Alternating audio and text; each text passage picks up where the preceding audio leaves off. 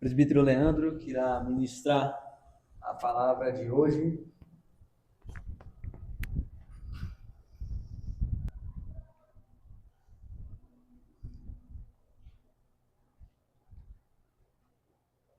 Vamos orar mais uma vez. Senhor Deus, pedimos, Senhor, agora entendimento, sabedoria, compreensão da Tua santa palavra que será ministrada, exposta aqui hoje. Consciência, ó Pai, de nossa pequenez, que nós necessitamos de Ti. O Senhor Jesus disse que nem só de pão viverá o homem, mas de toda palavra que procede da boca de Deus. E também o Salmo 119, verso 7, diz que a Tua lei é perfeita e restaura a alma. Que os Teus testemunhos são fiéis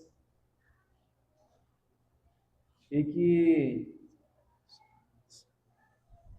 a Tua palavra também dá sabedoria aos humildes. E por isso, ó Pai, pedimos a Ti também entendimento, para que o Senhor abra o nosso coração, para que sempre que nós ouvimos Tua voz, não seja apenas palavras, mas sim o Teu poder em nosso coração. Seja, ó Pai, com o nosso presbítero Leandro, que o Senhor guie nas Suas palavras em tudo. Seja conosco, ó Pai, e não permita com que nenhum culto, com que nenhuma reunião solene seja igual, Senhor, às demais, porque todo momento é diferente e também é único. É verdade. E talvez possa ser que essa seja a última vez que iremos ouvir a Tua voz. Então, que nós possamos tratar essa noite como se fosse a última, como se não houvesse um amanhã, Verdade. e também como se Cristo fosse voltar logo, logo.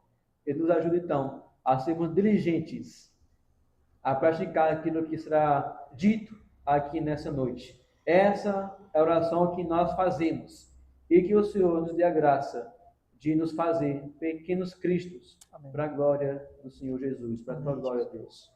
Em nome do Senhor Jesus nós oramos. Amém. Amém. Meus irmãos, graça e paz. Meus irmãos, graça e paz. Estava com saudade de vocês. Interessante como a semana ela tem passado rápido, né, da nossa rotina, mas mesmo assim faz falta, né? Então, só Deus sabe a falta que faz quando alguém falta. A falta que faz quando alguém falta, é retórica. Mas a gente está com a ausência de alguns irmãos aqui, né? E todos esses irmãos fazem muita falta. Então, todos eles, né?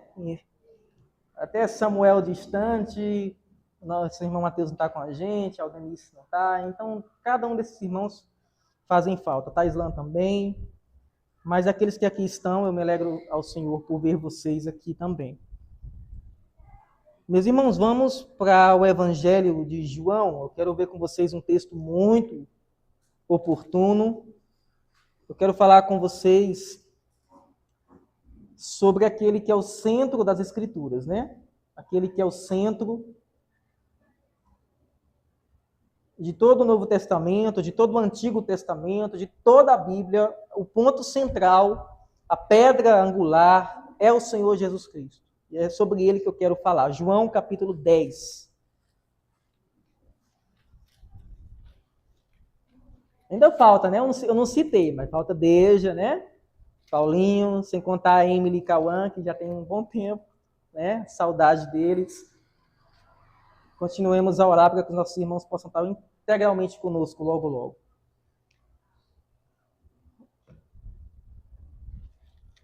João capítulo 10.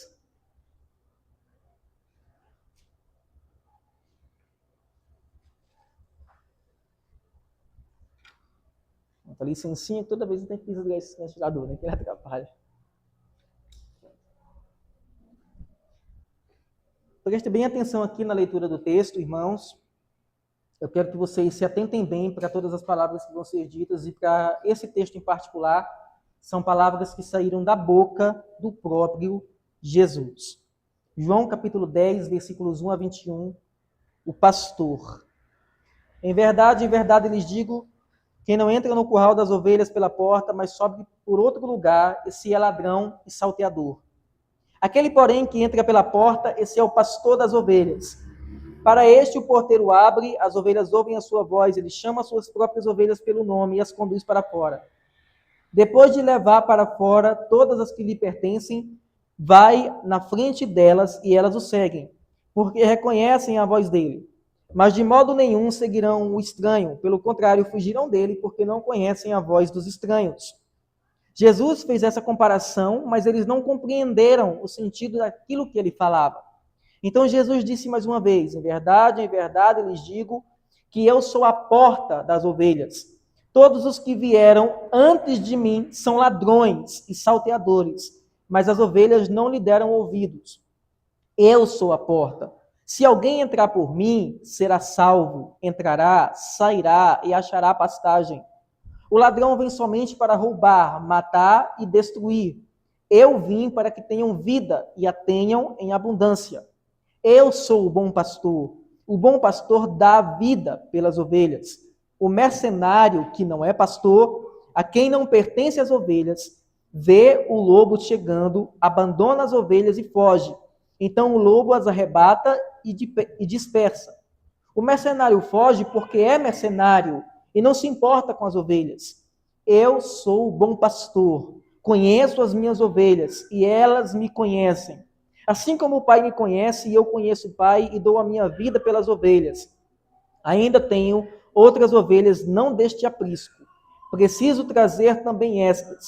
Elas ouvirão a minha voz e então haverá um só rebanho e um só pastor. Por isso o Pai me ama, porque eu dou a minha vida para recebê-la outra vez.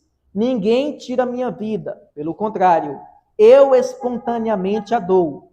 Tenho autoridade para entregá-la e também para reavê-la. Este mandamento recebi do meu Pai. Por causa dessas palavras, houve... Só um minutinho.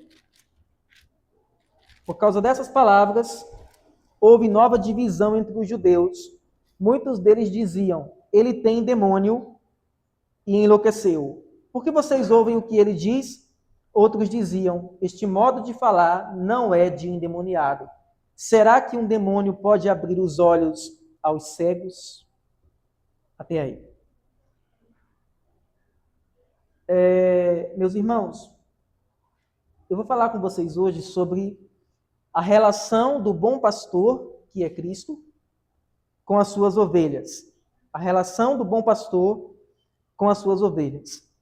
No domingo passado, nós tratamos sobre o elo inquebrável ou indestrutível de Cristo com os cristãos. Hoje eu quero tratar com vocês sobre a relação do pastor com as suas ovelhas.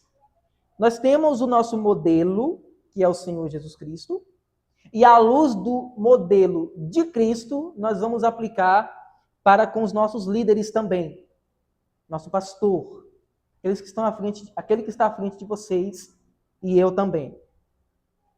Eu quero ver com vocês, à luz desse texto, qual a relação de Cristo com as suas ovelhas e aplicando isso e estendendo isso à vida pastoral também e à relação das ovelhas da igreja com o pastor. João 10 está diretamente ligado ao capítulo 9. Na Bíblia, não havia divisão entre capítulos e versículos. Isso aconteceu depois. Então significa que essa narrativa, ela prossegue. Não há pausas, não há intervalos. Em João capítulo 9, Jesus, ele cura um homem cego de nascença. Os líderes religiosos rejeitam o milagre. Olha que coisa interessante, vejam bem. Começa aqui toda a diferença entre Jesus, que é o pastor por excelência, e os falsos profetas. Porque Jesus realiza um milagre no capítulo 9, e os fariseus, eles rejeitam o milagre operado por Jesus e expulsam o homem da sinagoga. Mas aqueles que fizeram isso, eles eram os pastores de Israel.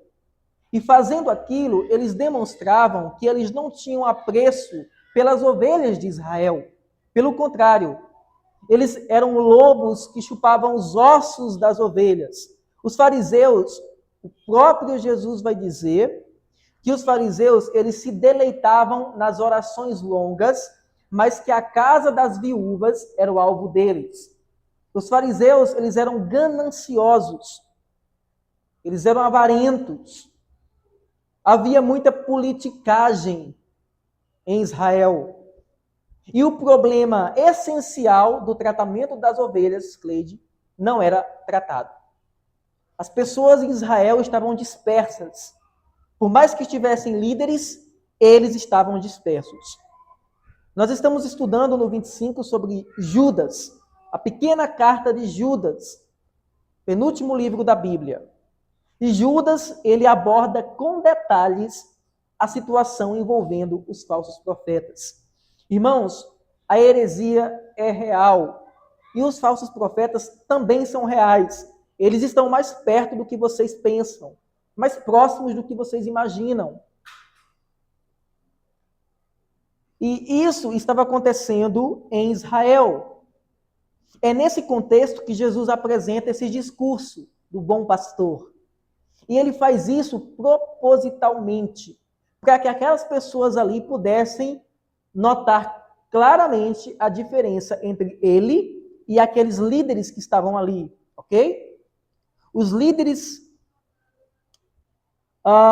ele contrasta, né, a liderança dele com a dos fariseus religiosos. No Antigo Testamento, Deus já havia denunciado isso por meio dos profetas. Ele faz isso em Ezequiel, ele faz isso em Jeremias, quando ele denuncia os falsos pastores. Inclusive, foi a mensagem, né, quem estava lá com a gente, Vilani, Vivi, não lembro quem estava mais, no dia que o pastor Marcos Granconato pregou lá no Aviva Sertão, não é? Nós estávamos juntos, e ele pregou exatamente sobre esse texto, Jeremias. Zacarias também fala sobre isso, e Jesus declara que ele é o cumprimento das promessas. O pastor enviado por Deus. Então, meus irmãos, primeiro, né, nós vamos ver aqui quais são as características desse pastor. E também quais são as características das ovelhas. Então, eu quero ver com vocês aqui, na divisão do texto. Primeiro, o bom pastor, ele entra pela porta. É o que está aí no nos versículos 1 a 6. Observa a estrutura do texto. O texto diz assim: em verdade, eu lhes digo, quem não entra no curral das ovelhas pela porta, mas sobe por outro lugar, esse é ladrão e salteador. Aquele, porém, que entra pela porta, esse é o pastor das ovelhas. Esse é o primeiro ponto, irmãos. O pastor bíblico, a semelhança de Cristo, ele entra pela porta. Como assim? O pastor bíblico, ele está debaixo da palavra de Deus. E ele está fundamentado na palavra de Deus. A confissão dele é sobre a pessoa de Jesus. E o propósito do bom pastor é conduzir as pessoas a Jesus. Ponto. Ok? Isso é muito importante porque essa igreja em particular, ela não é liderada por líderes, mas através dos líderes. Como assim? O fim da liderança da igreja, a finalidade da liderança da igreja não está nos líderes, mas está em Jesus. E ele faz isso através dos líderes. Isso aqui é muito importante, irmãos. Entendeu? Por quê? Se você pega o livro de Atos, no capítulo 1, Lucas, ele vai dizer que ele começou a escrever e a ensinar as coisas que Jesus continuou fazendo através da igreja. Então, não são os atos dos apóstolos, são os atos de Jesus. São os atos do Espírito Santo através dos apóstolos. Os homens são apenas instrumentos pelos quais Deus opera. Amém? Isso é preciso ser entendido introdutoriamente. O pastor entra pela porta. O texto diz que para este o porteiro abre e as ovelhas ouvem a sua voz. Ele chama as suas próprias ovelhas pelo nome e as conduz para fora. Olha que coisa interessante. Primeiro, a posição do pastor. Ele entra pela porta. E ele tem relação. Grave esse nome. Ele tem relação com as suas ovelhas. O mercenário, que é o contraponto que Jesus coloca aqui, né? Quando ele fala sobre o mercenário, ou quando ele fala sobre o ladrão, perdão, ele faz um contraponto. Ele diz que o ladrão entra por outro caminho. Ok? Então, o falso profeta, ele distorce as escrituras para a sua própria destruição.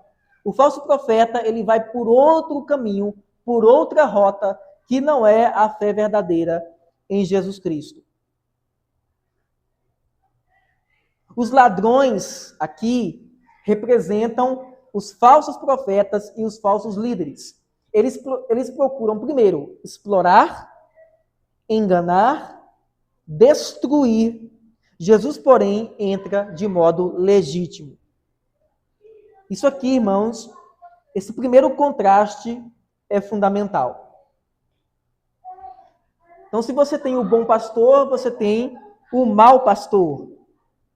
E você tem esse aspecto relacional do pastor com as suas ovelhas. Isso não pode ser diferente. Irmãos, conforme o tempo tem passado, eu tenho notado como essa característica, não só da liderança para com a sua membresia, mas também a própria igreja entre si, como essa característica relacionada à relação é fundamental. Não existe liderança genuína, não existe comunhão verdadeira sem relacionamento. Não existe. Por quê?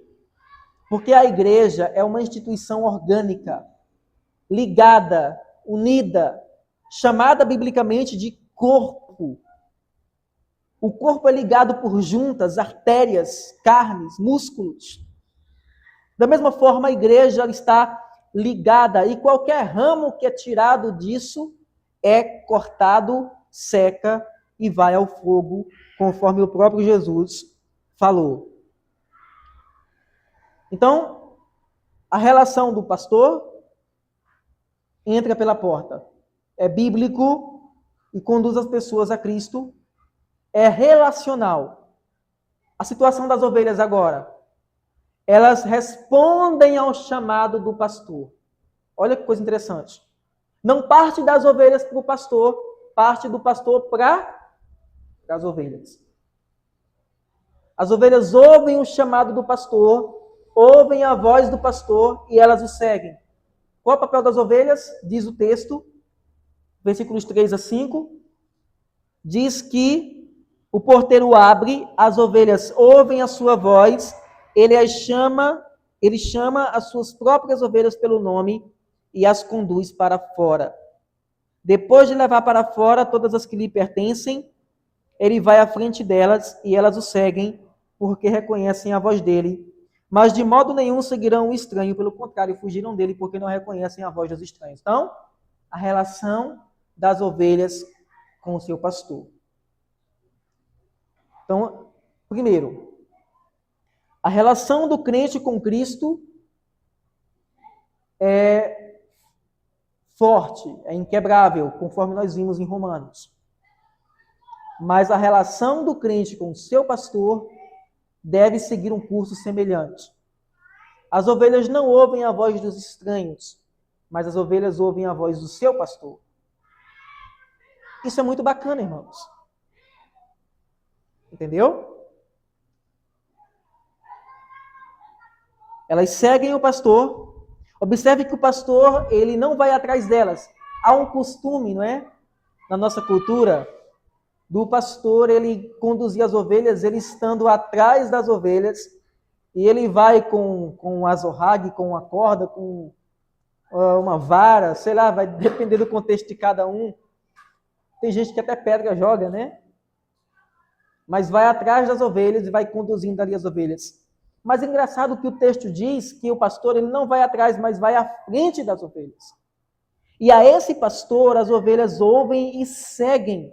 Isso mostra uma liderança fiel e verdadeira, uma liderança relacional. A marca do verdadeiro discípulo é ouvir Cristo acima de todas as outras vozes. Quem está entendendo diz amém. Irmãos, como ouvir a voz de Deus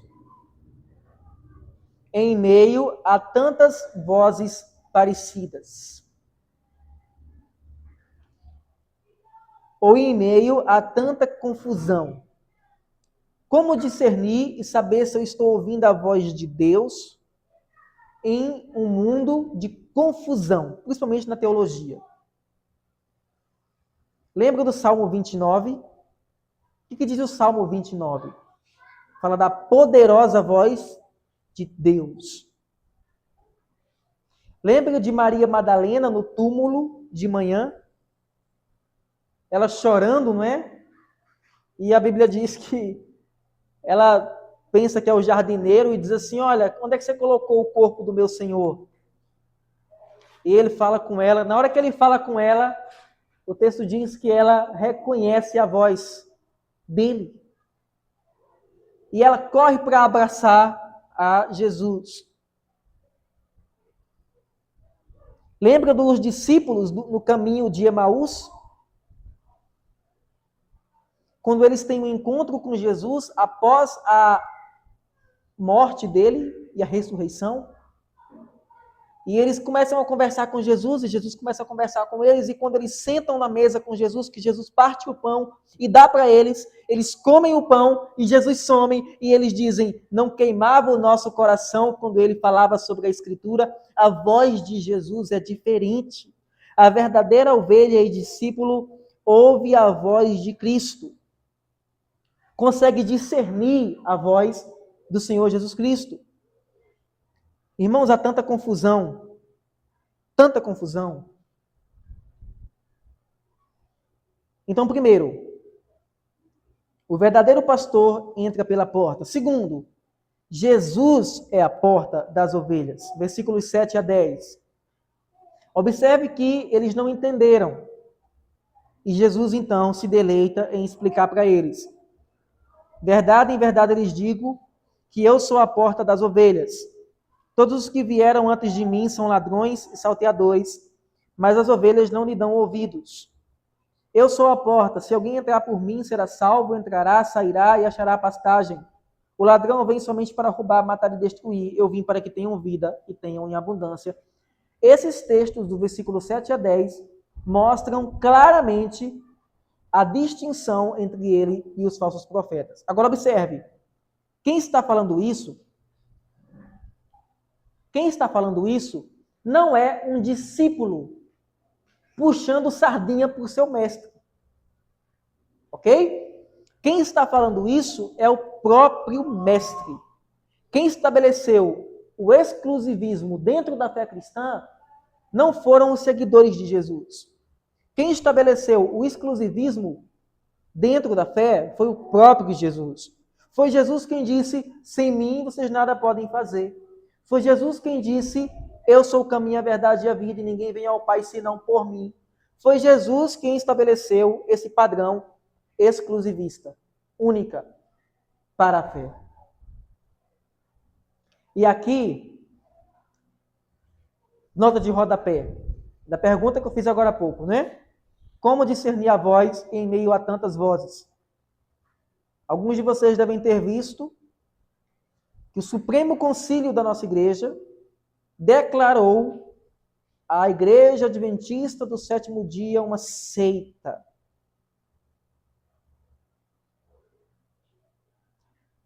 Vamos ver se vai ter mais alguém agora que vai, né, querer dar a mão para eles agora. O Supremo declarou uma seita. Tardiamente, no meu entender, mas antes tarde do que nunca, né? Então, como discernir? Então, meus irmãos, observe. No versículo 7, o Senhor Jesus Cristo, ele diz uma das primeiras afirmações que ele repete no Evangelho de João. Eu sou. Ele repete essa afirmação mais de 7 vezes no Evangelho. E essa afirmação, ela faz um link entre ele, Jesus, e Yahvé, o Deus do Antigo Testamento. É muito importante a gente se atentar para isso, por quê? Porque tudo que Jesus fez e disse, ele fez de um modo claro e inconfundível para dizer que ele era não só da mesma essência que o Pai, mas igual em poder e glória. Ele se comparou ao Pai. E ele usou a afirmação eu sou para se referir a si mesmo. Ele disse, antes que Abraão existisse, eu sou. Por essa razão, os judeus quiseram apedrejar a Jesus Cristo.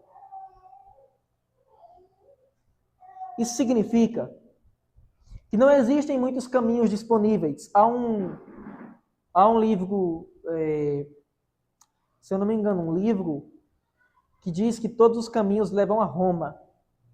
Né? Que Roma, no mundo antigo, era a capital do mundo na época. Roma havia dominado tudo. Que tudo levava a Roma. Mentira. Aliás, né? Deixa eu recapitular aqui. Vamos dizer que todos os caminhos levam a Roma, e tudo bem. Mas com Cristo não é a mesma coisa. Né? Nem todos os caminhos me levam a Cristo. Só um. E foi o que ele estabeleceu. Como dizia Leonardo Ravenhill, só há um caminho para o céu e existem milhões de atalhos para o inferno. Então, Cristo, ele é a porta das ovelhas. E aqui nessa passagem, ele se apresenta como única opção em detrimento dos falsos profetas e do ladrão. Agora, eu quero que vocês observem as afirmações que ele faz nesse versículo. Primeiro, ele diz, eu sou a porta. Se alguém entrar por mim, primeira afirmação, será salvo. Ok? Se alguém entrar por mim, será salvo. Certeza da salvação. O bom pastor leva suas ovelhas a terem certeza da sua salvação. E garantem por meio delas o conhecimento de que elas são salvas. Meus irmãos, deixa eu dizer uma coisa para vocês. O grande propósito, pelo menos meu, porque eu vejo que biblicamente era assim, não é encher vocês de conhecimento. O grande propósito não é fazer com que haja culto semanal, quarta, domingo, quinta, seja quanto tempo for, cultos e mais cultos, e ensino após ensino, se isso apenas está enchendo vocês de instrução.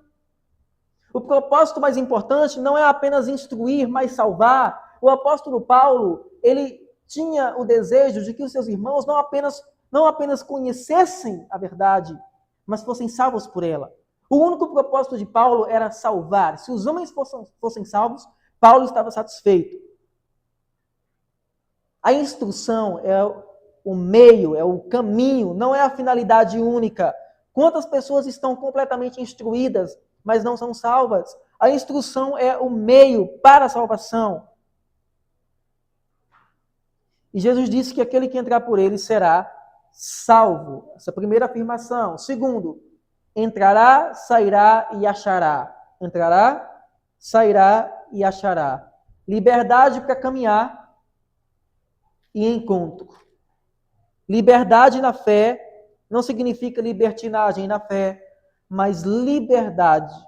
Em Cristo, nós temos liberdade para entrar e sair. Nós temos agora a libertação da culpa e do pecado. Nós temos o bom pasto e nós acharemos alimento. Entrará, sairá e achará pastagem. E isso está de acordo com o Salmo 23, que diz que o bom pastor, ele não permite que nada falte às suas ovelhas. E ele conduz as ovelhas em pastos verdejantes. Salmo 23. E mais, guia-me pela vereda da justiça. Aquele salmo é maravilhoso, né? Aquele salmo, conjugado com João 10, mostra o tratamento que Jesus dá às suas ovelhas. Agora, note que há uma palavra de pertencimento e posse nesse texto. O texto diz que ele conduz as suas ovelhas, e essas ovelhas lhe pertencem. O texto não fala de todos os homens em todos os lugares, o texto fala das suas ovelhas. Então, meus irmãos, é bem possível, é muito possível, é até provável que tenha pessoas aqui nesse salão agora que ainda não são ovelhas do Senhor Jesus Cristo. Não reconhecem a voz dele, não seguem, não têm relação com ele. Observe que há aqui uma palavra de pertencimento. E isso está de acordo com 1 Pedro, que diz que a igreja é uma geração santa, uma raça eleita, um povo de propriedade exclusiva de quem? De Deus.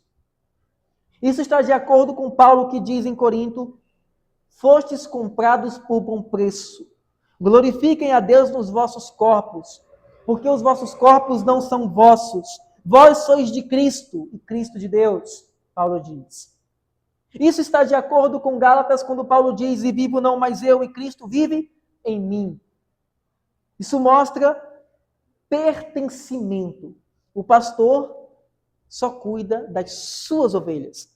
Não é ordenado ao pastor João Batista e dar pitaco na igreja de outra pessoa.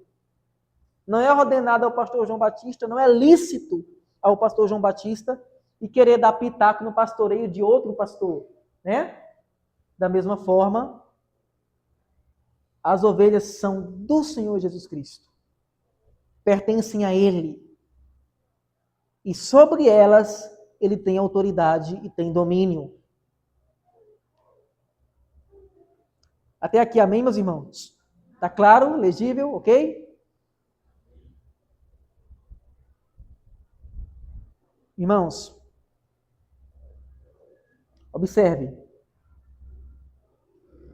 Ele diz qual a finalidade do ladrão. Note que o ladrão aqui, muitos usam essa referência do ladrão para Satanás, né? Se aplica? Se aplica. Ele mata, destrói, faz tudo isso também. Mas a referência aqui, o contexto aqui, não é para Satanás. O contexto aqui é para os falsos profetas. Nesse sentido, irmãos, Cristo é aquele que alimenta, o falso profeta é aquele que deixa a ovelha passar fome. Cristo é aquele que cuida, o falso profeta é aquele que deixa a ovelha desamparada. Cristo é aquele que ama, o falso profeta é apenas aquele que tem interesse. Cristo é aquele que protege, o falso profeta é aquele que vê o lobo vir e não faz nada. Nós temos aqui a distinção clara entre essas duas coisas.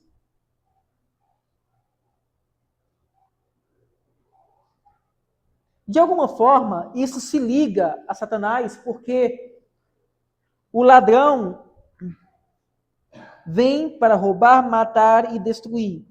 E o objetivo do inimigo de Deus é destruir a obra de Deus, destruir a igreja de Deus, destruir a família, que é uma instituição de Deus.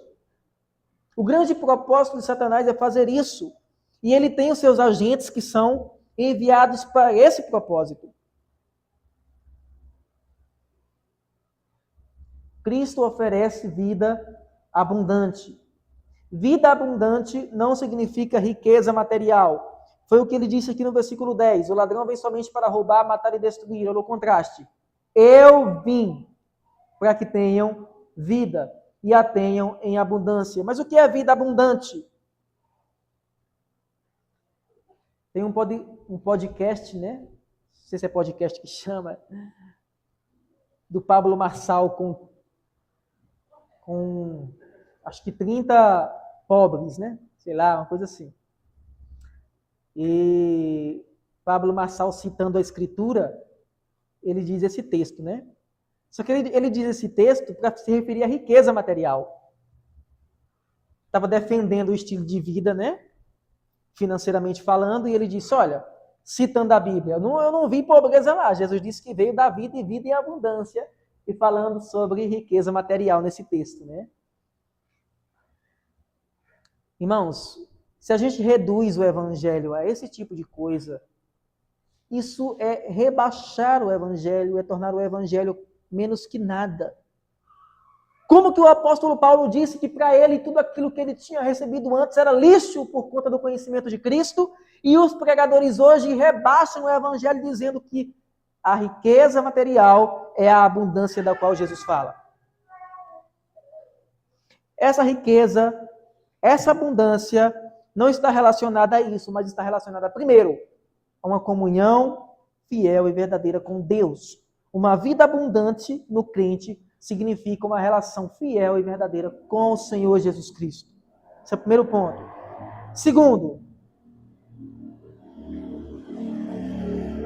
tem que deixar a vez dele, né? Toda domingo assim. Segundo, paz. Uma vida abundante é uma vida de paz. E a paz aqui não está relacionada à ausência de problemas, mas ao coração estar no Senhor em meio aos problemas. A paz aqui é a certeza de ter Cristo e a salvação. A paz aqui é a calmaria em meio à tempestade. A paz aqui é a confiança em Deus, mesmo nos tempos de aflição. Abundância na fé também significa a certeza do perdão. Vocês têm ideia do que significa ser perdoado? Vocês já pararam para pensar na expressão perdão? Ou o que significa ser perdoado? Do que nós fomos perdoados e você foi perdoado? Irmãos, isso para alguém que está prestes a morrer, receber a sentença, receber como é que eu posso dizer? Receber a notícia, vamos lá, é uma outra palavrinha, Eric. Receber a afirmação, não é? A liberação do perdão é a coisa mais importante que essa pessoa poderia esperar. Então, meus irmãos, abundância em Cristo significa saber que nós somos perdoados diariamente pelos nossos pecados. Abundância em Cristo significa plenitude espiritual. Cristo veio promover em nós, e o bom pastor veio promover plenitude na fé, abundância, riqueza. Por que foi que os nossos irmãos, eles não abandonaram a fé no primeiro século, mesmo em face da perseguição? Por que foi que os nossos irmãos permaneceram firmes em Deus, mesmo com a espada romana no seu pescoço? Porque eles estavam em paz. Paz na alma. O bom pastor, irmãos, é Jesus. O centro da passagem de João 10 está nos versículos 11 a 18, quando Jesus afirma a centralidade dele ser o bom pastor. Observe a afirmação, versículo 11, eu sou, novamente, o bom pastor. Quais são as características desse pastor, perdão? Primeiro, ele dá a vida pelas ovelhas. Jesus, ele não foi vítima, Jesus não era vítima, pelo contrário, Ele estava na condução de tudo. Enquanto os homens pensavam que Jesus estava sendo derrotado, ele estava, na verdade, obtendo domínio e vitória por meio da sua morte. Ele não foi vítima, pelo contrário, ele foi o agente da ação. Ele mesmo afirmou, no versículo 18, que ninguém tira a sua vida, pelo contrário, eu a dou. E aqui eu me lembro, irmãos, da passagem em que Jesus está diante de Pôncio Pilatos, né? E Pilatos chega junto dele e diz assim, olha, fala comigo, eu tenho o poder para te crucificar ou para te deixar ir embora. E Jesus diz para Pilatos assim, nenhum poder você tem sobre mim.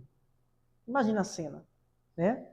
Nenhum poder você tem sobre mim, a não ser aquele que foi dado a você. Mas aquele que me entregou a você, esse tem maior pecado. Não era Pilatos que estava no controle da história, era Jesus. Pedro vai dizer no livro de Atos que Jesus foi entregue pelo desígnio de Deus, pelo propósito de Deus. E isso de forma voluntária. Ele entregou a sua vida voluntariamente.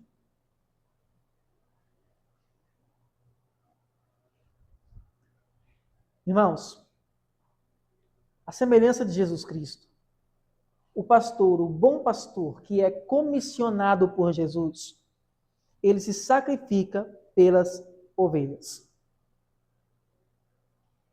Não ignorem e valorizem quando Deus dá, quando Deus concede um pastor bíblico para cuidar de vocês. Por quê?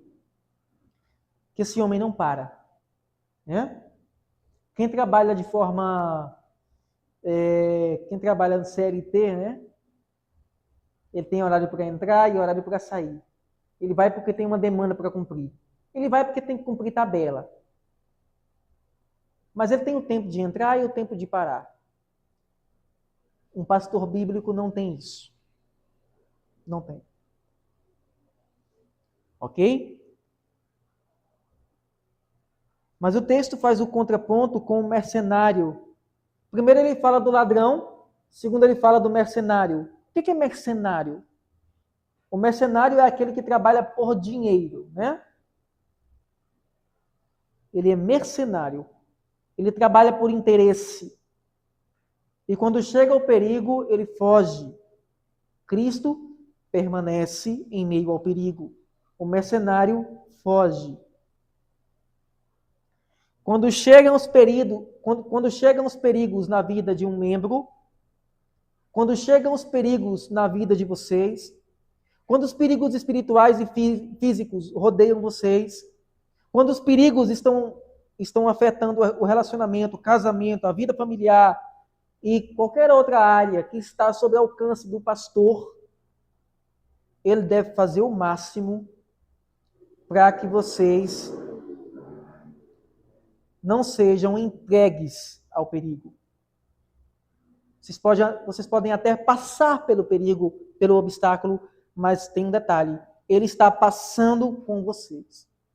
Ele está passando com vocês, pegando na mão de vocês e caminhando com vocês. E isso está de acordo com o Salmo 23, que diz que Jesus ele guia-me pela vereda da justiça. E aí, na mesma passagem, ele diz que ainda que eu ande pelo vale da sombra e da morte, não temerei mal algum, porque o Senhor está comigo. Observa? Veja como está de acordo. O Senhor está comigo. O bom pastor está com a sua ovelha, passando com ela, sofrendo com ela. Isso envolve relação. Relação. Irmãos,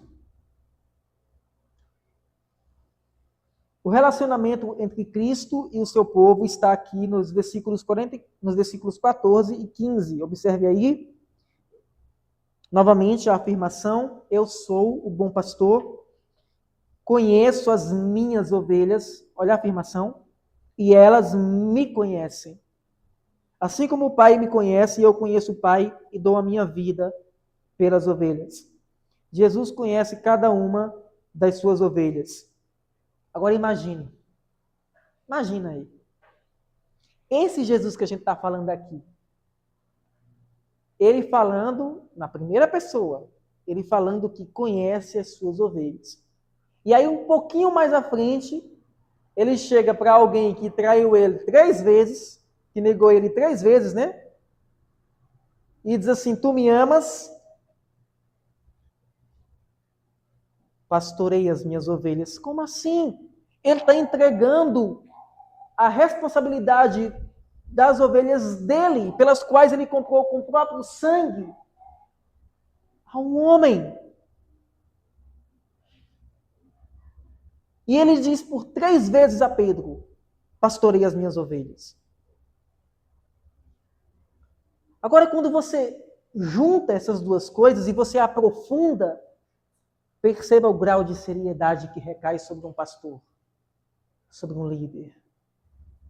Porque as ovelhas são de propriedade exclusiva do Senhor Jesus Cristo. Ele conhece cada uma delas. O conhecimento bíblico significa relacionamento íntimo. Abra comigo lá em 2 Timóteo 2,19. 2 Timóteo 2,19. Até aqui, amém, meus irmãos? 2 Timóteo 2,19.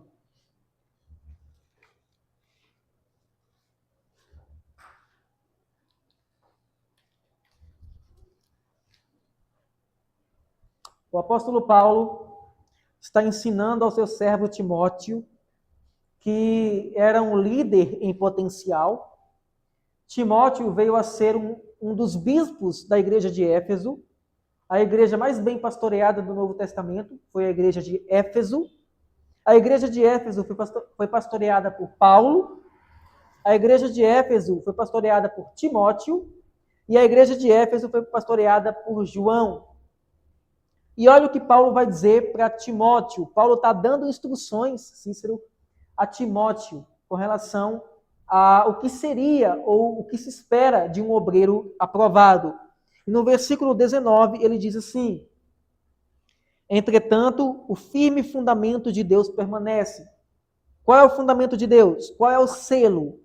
O Senhor conhece os que lhe pertencem. E mais, afaste-se da injustiça todo aquele que professa o nome do Senhor. Agora volta para Gálatas, Gálatas 3:28, poucos livros antes. Gálatas 3:28. Gálatas 3:28.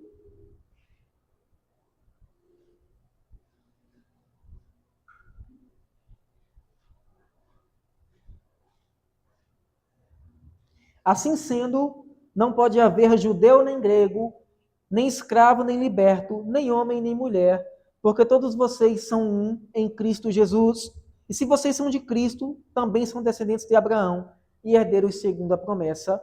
Vá para Apocalipse 7:9. Esse trecho de Gálatas mostra a unidade com Cristo, de como eles pertencem a Cristo e de como eles estão ligados ao bom pastor.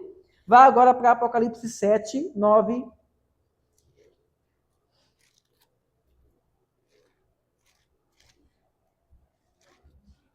Apocalipse 7:9. João tem uma visão daqueles que são glorificados. Olha o que ele diz. Depois destas coisas, vi e eis grande multidão que ninguém podia contar, de todas as nações, tribos, povos e línguas, em pé diante do trono e diante do Cordeiro, vestidos de vestes brancas, com ramos de palmeiras nas suas mãos. Olha o que eles dizem, irmãos. E clamavam com voz forte, dizendo: ao nosso Deus, que está sentado no trono, e ao Cordeiro pertence a salvação. Volta agora para João. Observe como o bom pastor conduz essas ovelhas até a glorificação e de como essas ovelhas permanecem unidas nele até o dia que estarão de pé diante do trono de Deus. Irmãos, isso aqui é maravilhoso. Certo? Observa como Cristo, ele preza pela sua relação com a igreja. Vamos ver agora, a gente está caminhando para a parte final, vamos ver as diferentes reações diante de Cristo. Versículos 19 a 21. Primeiro, né? Sempre haverá divisão diante de Jesus. Sempre haverá divisão diante de Jesus. Alguns dizem, está endemoniado. Foi o que aconteceu. Olha o que diz aí os versículos 19. Por causa dessas palavras, houve nova divisão entre os judeus. Muitos deles diziam, ele tem demônio e enlouqueceu. Por que vocês ouvem o que ele diz? Isso nos mostra, irmãos, que sempre haverá ou haverão aqueles que não se arrependerão, mesmo diante da exposição fiel das Escrituras. Isso nos faz colocar os pés no chão e entender que a fé não é de todos. Isso nos faz entender que nem todos são ovelhas dele, que nem todos são rebanho do seu pastoreio, que nem todos são filhos de Deus. Ok? Alguns reagem mal à pregação, mas sempre há aqueles que reconhecem. Olha o que diz agora o versículo 21. Outros diziam, este modo de falar não é de um endemoniado. Será que um endemoniado pode abrir os olhos aos cegos? Sempre haverão aqueles, e a nossa segurança está nisso, né? O motivo da gente evangelizar está nisso, né? Que a gente sabe que sempre haverá aqueles que acreditarão. São difíceis de achar? São. Mas eles estão por aí.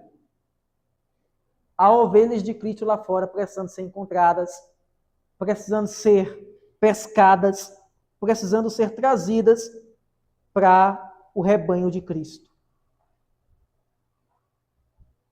Irmãos, isso aqui mostra também um aspecto muito importante desse pastor. Ele não apenas une, mas ele também divide. Mas ele divide para o bem. E o propósito da divisão é fazer com que a sua igreja seja pura, sem mácula, distinta daqueles que são reprovados. A W. Tozer, ele diz uma coisa muito interessante. Ele diz assim, olha, na cruz, um ladrão foi salvo, para que ninguém se desespere. Mas apenas um, para que ninguém se iluda. Então, meus irmãos, o mesmo Cristo continua dividindo a humanidade. Nós encontramos aqui em João 10 a divindade de Cristo, quando ele afirma, eu sou. Nós encontramos a exclusividade da salvação em Cristo. Nós encontramos a eleição e o chamado eficaz. As minhas ovelhas ouvem a minha voz. Ok? O chamado de Cristo na vida dos eleitos é um chamado eficaz. Elas vêm. Elas vêm. As minhas ovelhas ouvem a minha voz. Não poderão ouvir se quiserem ouvir. Elas virão. Nós também encontramos no texto a expiação substitutiva, Cristo morrendo no lugar das ovelhas. Nós encontramos nesse texto a unidade do povo de Deus. Nós encontramos nesse texto a segurança dos verdadeiros cristãos. Nós encontramos nesse texto o cuidado providencial de Cristo pelos seus eleitos, pelo seu povo. Então, meus irmãos, eu quero finalizar aplicando com vocês a palavra, dizendo o seguinte: examine quem tem dirigido a sua vida, Cristo ou outras vozes. Esse é um mundo depressivo, né? Eu tive um momento muito bacana ontem, não é? com alguns irmãos de outra seara, da Igreja Batista Redenção, a Igreja Batista Calvário. E eu achei muito interessante porque a gente saiu, né? Foi um encontro de homens, a gente saiu para uma espécie de condomínio e tinha uma casa bem distante.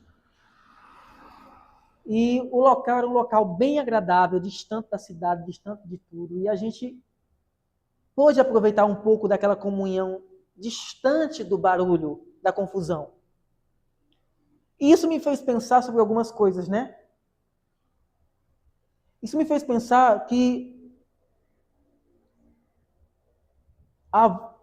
nós temos ouvido muitas vozes diferentes. Esse tipo de comunhão saudável nos leva a identificarmos uma verdadeira relação com o povo de Deus. Uma relação que hoje em dia está estremecida. E não deveria ser. Agora observe. Examine quem tem dirigido a sua vida. Nos momentos de crise, você ouve mais a voz da sua consciência? Nos momentos de crise, você ouve mais os psicólogos, os profissionais de saúde? Nos momentos de crise, você recorre aos familiares? Ou no momento de crise, você busca imediatamente, antes de todas as coisas, a Deus em oração e na sua palavra? Para saber o que Ele tem para dizer para você.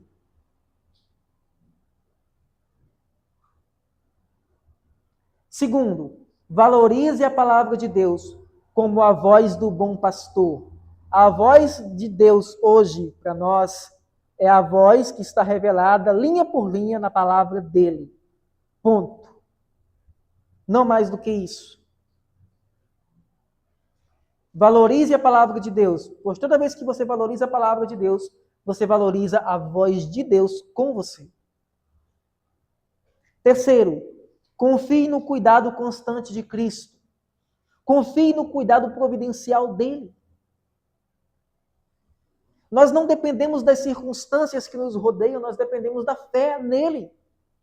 Independentemente do caos que esse país se encontre ou que essa nação mergulhe, nós não caminhamos com base nisso que a gente vê.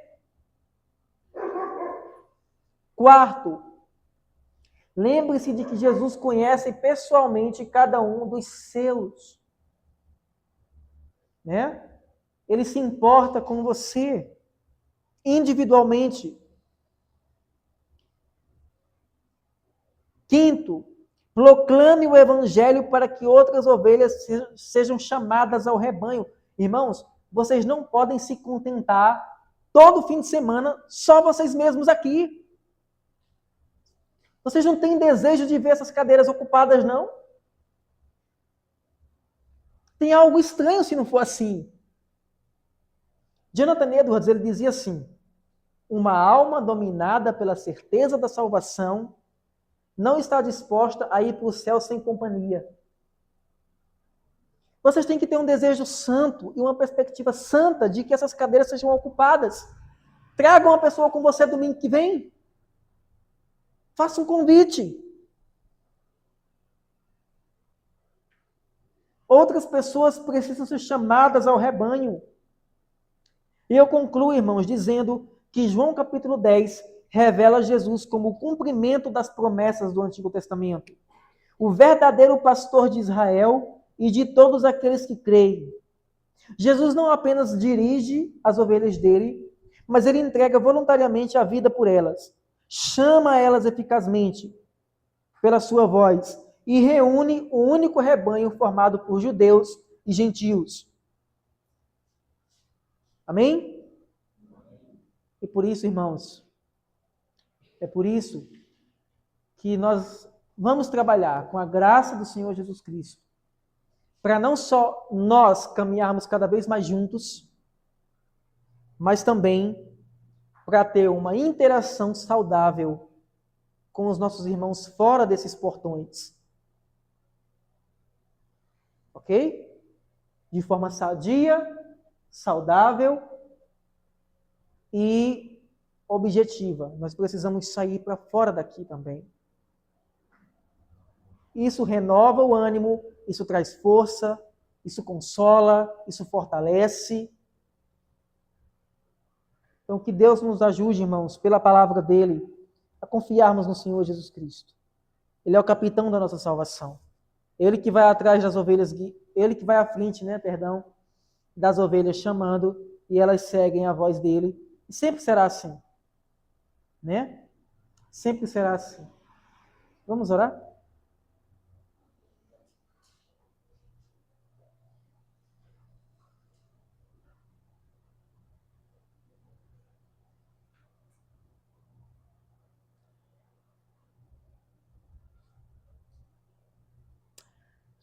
Eu quero nessa oração, os irmãos podem começar a orar. Eu quero nessa oração, irmãos, que vocês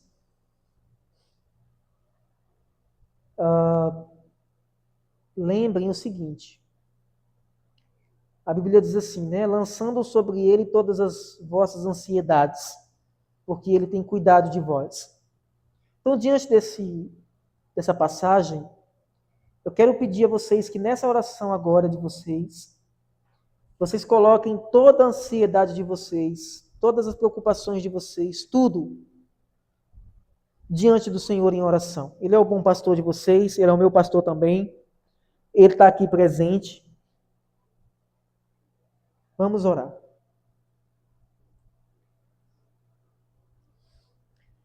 Coloque agora a sua preocupação diante dele, seja ela de qual ordem for, financeira, material, no casamento, o que for. Uma enfermidade, coloque agora diante do Senhor Jesus Cristo.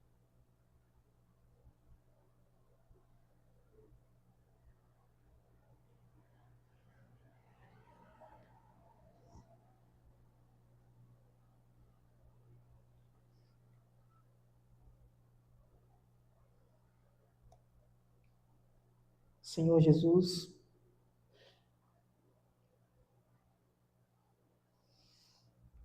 o Senhor é o nosso pastor e nada nos faltará.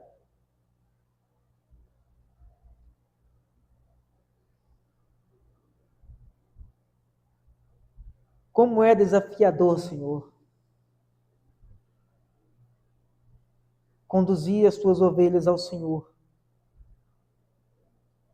Afinal de contas, nós também somos limitados. Mas nos ajuda nessa noite a ouvir a tua voz. A saber que é o Senhor que está falando conosco e não outro. Colocamos diante do Senhor todas as nossas preocupações, aquilo que tem tomado a nossa atenção, aquilo que tem sido motivo de dor de cabeça durante a semana, nós colocamos diante do Senhor. Nos ajuda, Senhor, a descansar em Ti, a confiar no Senhor, a entender que nos momentos de crise nós temos alguém para nos agarrar. Não é alguém com braço de carne, não é alguém fraco e impotente. É o próprio Senhor Jesus Cristo que prometeu estar conosco todos os dias até a consumação dos séculos. Eu apresento a vida de cada irmão que aqui está e a minha própria vida, pedindo ao Senhor que nos alimente com Tua palavra, que nos fortaleça, que nos vivifique. Quero pedir ao Senhor nessa noite, Senhor, um pedido mais ousado. Quero pedir ao Senhor que o Senhor restaure qualquer situação difícil ou que pareça impossível dentro dessa igreja. Quero pedir que o Senhor vá àqueles irmãos que não estão conosco agora,